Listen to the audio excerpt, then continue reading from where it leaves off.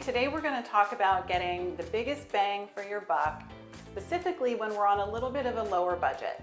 So in here, in this guest bathroom, we didn't want to spend as much as we did in other areas of the home. So what we did, three things. One, contrast. So we did the navy blue and the white. It gives you a great pop of color, lots of visual interest, but you know, that's something that doesn't really cost any more money, is to pick a specific color palette. So do the contrast, use a classic color, a navy or a black, works really well.